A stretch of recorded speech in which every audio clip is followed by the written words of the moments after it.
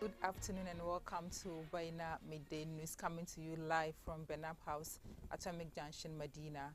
I'm Khadija Tukubra Keilani. Coming up this afternoon, government received 5 bids for Saglimi housing project, says Opon Nkrumah. Also, Ghana Armed Forces subpoenaed to testify in ambulance procurement trial, and Russian missile attacks kill at least 41. Hit Children's Hospital, Ukraine says. Remember, the news is also live on Facebook and YouTube at Baina TV. Do stay with us for details of the stories.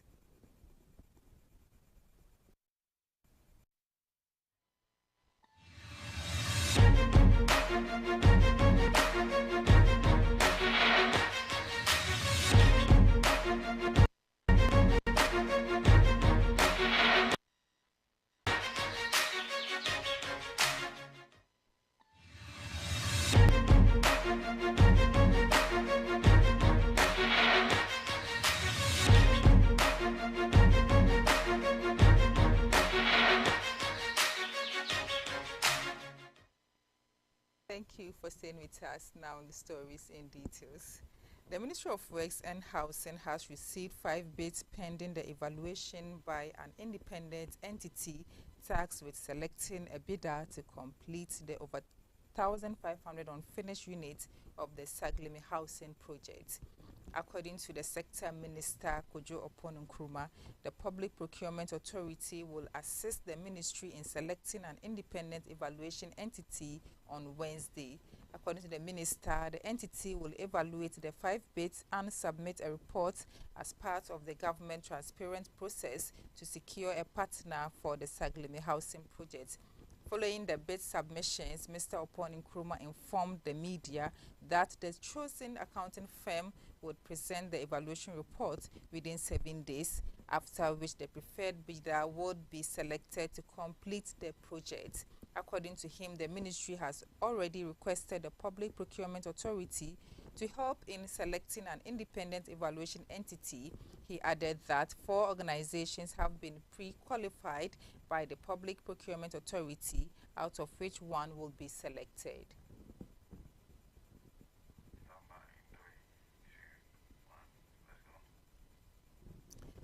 The Ghana Armed Forces has been by lawyers for the 3rd accused person in the ongoing ambulance procurement trial to testify and give documentary evidence at the Financial and Economic Court as he challenges the authenticity of a dismissal letter the prosecution relied on to cross-examine him.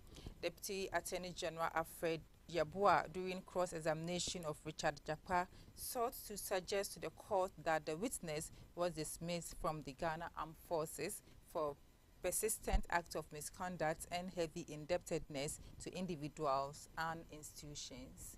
Richard Jakpa, in an interview after proceedings on that day, denied any knowledge of the purported sack letter tendered into evidence by the prosecution and said he was not copied in the letter he claimed he was seeing for the first time. The businessman is thus compelling the Ghana Armed Forces through his lawyers to appear at the High Court to testify under oath about the authenticity of the dismissal letter. Richard Jakpa, a former officer of the Ghana Armed Forces, is currently standing trial with the Minority Leader of Parliament, Dr. Kesela Tuforsen, for woefully causing financial loss to the state and intentionally misapplying state property in process leading up to the purchase of some ambulances for the state. In a writ dated July 5, 2024, Richard Jakpa is asking the court to compel the military secretary of the Ghana Armed Forces, Air Commodore Edujemfi, to testify and produce documentary evidence regarding the May 2004 special report submitted by the commanding officer, which suggests that Richard Jakpa had reached his ceiling, referred to in letter dated September 12, 2007, and signed by Brigadier General MKG Ahiaglo for the Chief of Army Staff. Richard Jakpa also wants the Ghana Armed Forces to testify and confirm with documentary evidence that he owed the Ghana Armed Forces $300. The case will be called on July 16 at midday at the Financial and Economic Court at the High Court Complex. Now in politics this afternoon, the Electoral Commission will conduct a mop-up voter registration exercise from August 1 to August 3, 2024. This exercise aims to provide an opportunity for individuals who turn 18 after the limited voter registration period, as well as those who missed the previous registration, to be included in the voter register.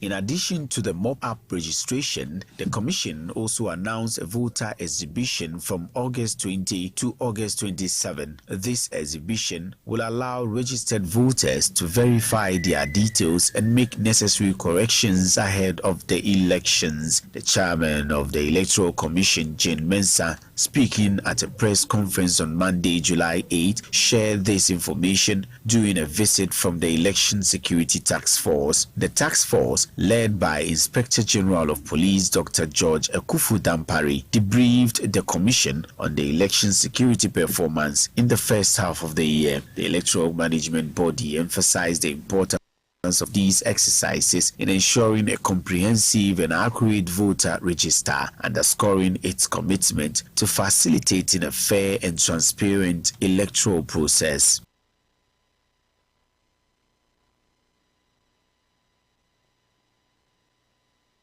Still on politics, the governing New Patriotic Party will today, Tuesday, July 9, unveil Dr. Matthew Opoku Prempeh, also known as Napo, as the running mate for its flag bearer, Dr. Mahmoud Bawumia, for the 2024 general elections. The ceremony will take place at the Kumasi Jubilee Park in the Ashanti region, the party's stronghold. The event is expected to attract almost all the prominent figures within the party, including President Akufo-Addo, the Council of Elders, members of parliament, and other key members. On Thursday, July 4, the NPP's National Council confirmed the current Energy Minister as the running mate to Dr. Mahmoud Bawumia. Dr. Opoku Prempeh's selection has sparked widespread discussion across the country. While some view him as an excellent complement to Dr. Bawumia, others criticize him as being arrogant and hot-headed.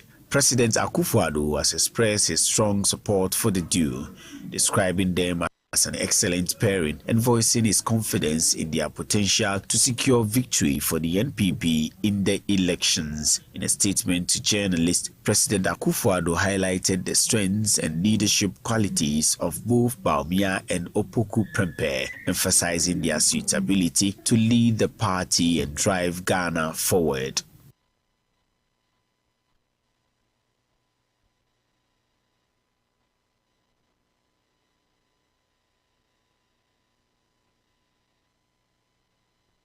Meanwhile, the police say they have identified and declared 7 individuals wanted in connection with the violent attack and destruction of NPP properties at the Ayawaso West Wugon office on Sunday, July 7.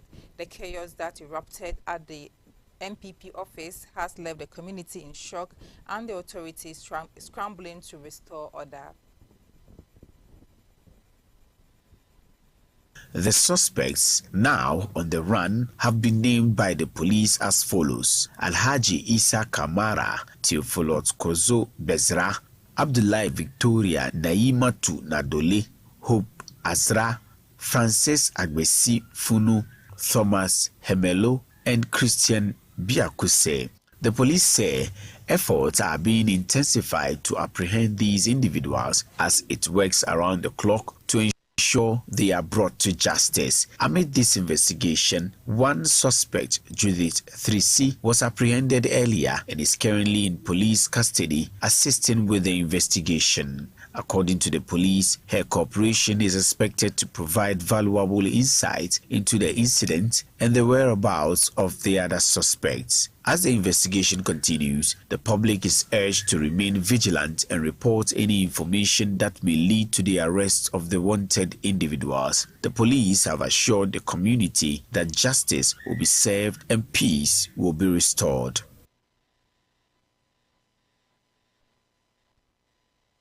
On the international front, Russia blasted the main children's hospital in Kyiv with a missile in broad daylight on Monday and rained missiles down on other cities across Ukraine, killing at least 41 civilians in the deadliest wave of airstrikes for months.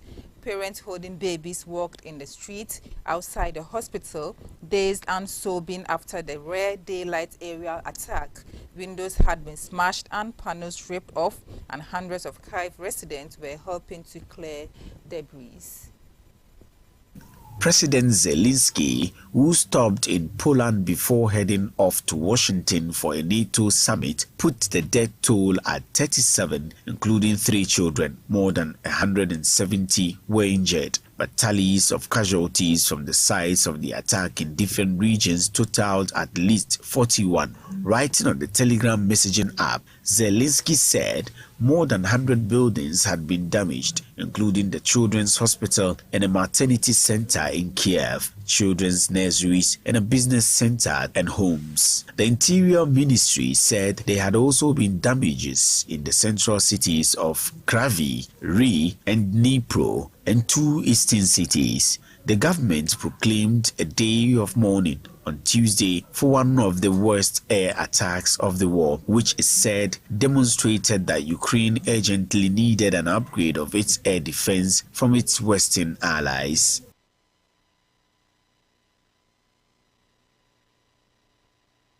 Now let's do some sports stories. The senior women national team, the Black Queens, have touched down in Tokyo ahead of this weekend's friendly game against Japan. Ghana will face Japan on July 13 in a high-profile friendly game for Nora Hapto's side. The game will also serve as a preparatory test for Japan, who are set to compete in the 2024 Olympic Games in Paris. 19 players left Accra for Japan on Sunday, July 17, with 3 more players expected to join in Kanazawa for the game. The 3 players are Bay FC Princesses Dankwa Mafo, Linda Eshen, and Grace Asantua, who plays in Mexico. The Queens held a 4-day training session in Ghana before their departure for the game. And this is how we wrap up on our midday news. For more stories, log on to our website, bayanamultimedia.com. I'm Khadija Kubra Kayla, and have a good afternoon.